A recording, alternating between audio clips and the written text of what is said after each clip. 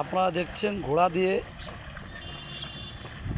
Irrigation জমিতে মই দেওয়া একটা বিরল ঘটনা। আগে মানুষ এগুলো দিত গরু দিয়ে, এখন গরু কৃষকের ভেবে পোষে না, এখন ঘোড়া দিয়ে দেখেন এক কৃষক জমিতে মই দিচ্ছে। আমরা এখন আছি নড়াইলের থেকে 7 কিলোমিটার দক্ষিণে গোবরা গ্রামের মাঠের ভিতর। সেখানে আমার এক কৃষক ভাই ঘোড়া দিয়ে মই দিচ্ছে, আপনারা দেখছেন। সে অপরূপ দৃশ্য, গ্রামীণ জনপথের যেটা চিরচেনা দৃশ্য এখন আর দেখা যায় না। এখন অনেক জায়গায় পাওয়ার টিলার দিয়ে, যান্ত্রিক লাঙল দিয়ে জমি চাষ করে, কিন্তু ইনি ঘোড়া দিয়ে জমি চাষ করছে।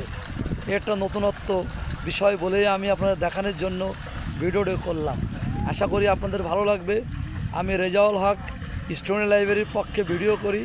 এই গ্রাম বাংলা কৃষকের জীবন জীবিকা, কৃষি, এই নিয়ে আমাদের ভিডিও সাধারণত আমরা করে থাকি। তারই ধারাবাহিকতা আপনারা দেখছেন। সেই ঘোড়া দিয়ে মই দিচ্ছে ইরিগেশনের জমিতে আমার এক কৃষক ভাই। আমরা তার সঙ্গে কথা বলবো। সে সব কিছু বাদ দিয়ে, পাওয়ার টিলার বাদ দিয়ে সে কেন এই ঘোড়া দিয়ে জমি চাষ করছে, তার মুখ দিয়ে আমরা শুনবো সেই কথাগুলো।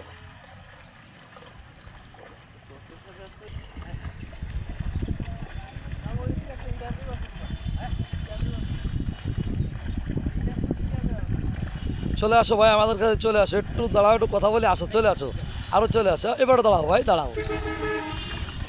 ও ভাই, তোমার নামটা কি ভাই? একটু জোরে বলতে হবে। হাসান ভাই? হাসান মোল্লা, তাই তো? বাড়ি কোথায়? করলা, এটা নড়াইল সদরের ভিতর, তাই তো? তোমার এই ভিডিও তো সারা পৃথিবীর লোক দেখবে, সেসব পুরো ঠিকানা বলতে হবে। তা তুমি, আমরা জানতাম যে পাওয়ার টিলাতে মানে লাঙল চষে জমি প্যাক দেয়, মই দেয়, কিন্তু আমরা এখানে এসে দেখলাম যে তুমি ঘোড়া দিয়ে জমি প্যাক দিচ্ছ এবং মই দিচ্ছ। প্যাক দেওয়ার পরে ইরিগেশন করার জন্য আষাঢ়ে বোলাকে। তা আসলে তুমি এত করে ঘোড়াকে বেছে নিলে কেন? ও, একটু কম টাকায় ঘোড়াটা কেনা যায়, তাই না? গরু কিনতে গেলে তো 3 লাখ টাকা 4 লাখ টাকা লাগে। ও, দুটো গরু কিনতে গেলে, তাই না? আর ঘোড়াটার দাম কত? কত? 60,000। 60,000? আর দুটো গরুর দাম 3 লাখ টাকা, তাই তো? যার জন্য তুমি এই হিসেব কিতাব করেই যাতে তোমার সাশ্রয় কৃষক মানুষ এভাবে করছে, তাই তো? তুমি কয় বিঘা জমি তো ব্লক করিছো?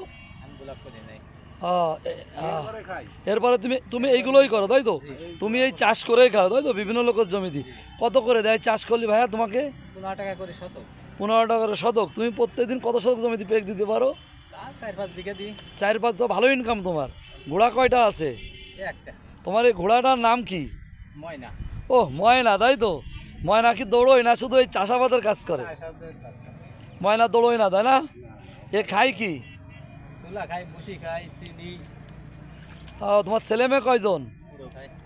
ছেলে? দুটো মেয়ে। যাক, ভালো। উপরওয়ালা রহমত করুক তোমার। আর তুমি তো খুব ভালো কাজই করতেছো।